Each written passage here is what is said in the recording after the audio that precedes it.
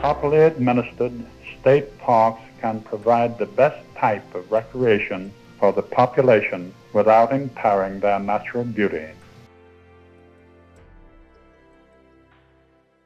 Steve Mather's idea of a national park or a state park was an area into which one could go with the feeling that he was in a part of creation that had not been spoiled by the hand of man.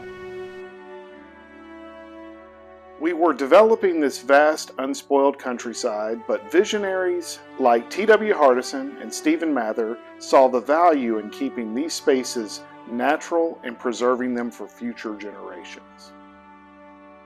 In creating this Civilian Conservation Corps, we are killing two birds with one stone. We are clearly enhancing the value of our natural resources, and at the same time we are relieving an appreciable amount of actual distress. In 1933, Franklin Delano Roosevelt established the Civilian Conservation Corps as a way not only to get young men back to work, but to better the lives of the communities hit hard by the Great Depression. That same year, a group of those CCC men arrived at Petit Jean Mountain. You remember laying in these rocks in here? I didn't lay these, but I worked on that first pier there. The workmanship is something that you can't replicate today. They used traditional construction methods, and it was the sort of work that lasts forever.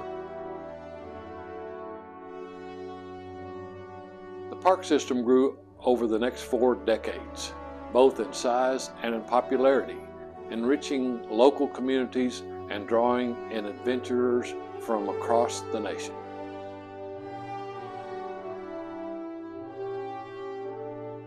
The way to any Arkansas State Park is beautiful. Not only will you enjoy your stay, but your trip throughout the state will long be remembered. By the 1970s, the popularity of Arkansas state parks had taken its toll, and more funding was needed to keep the parks sustainable.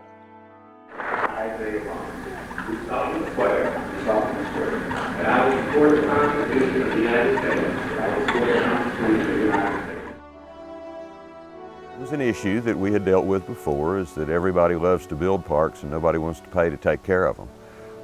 And he put more appropriations into state parks in the early 1970s than had been spent in all the history of state parks put together. It was a matter of good times and then some hard times, and there was never a permanent source of funding for an agency that was in the forever business.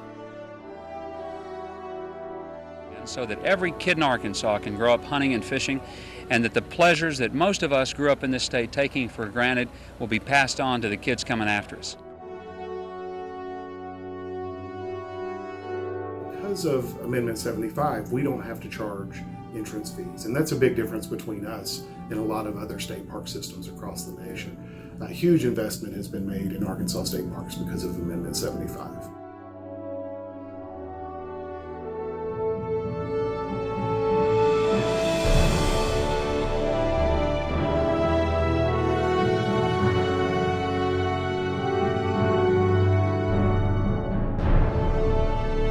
We have some of the most beautiful natural resources. Our lakes, our rivers, our streams, our hunting, our fishing, our biking are second to none. State parks are for everyone. Our mission is to continue to build on that original vision, to enhance the quality of life for Arkansans and visitors, and to preserve the treasures of the natural state.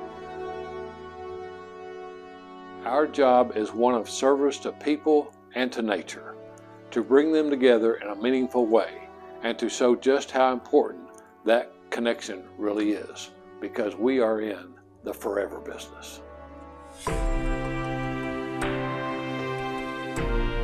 I want to come back to the state park because we didn't get to do everything, but it was a really fun experience, and I'd like to do it again. Just enjoy what we have and how beautiful everything is, and I want my kids to be able to, appreciate that too.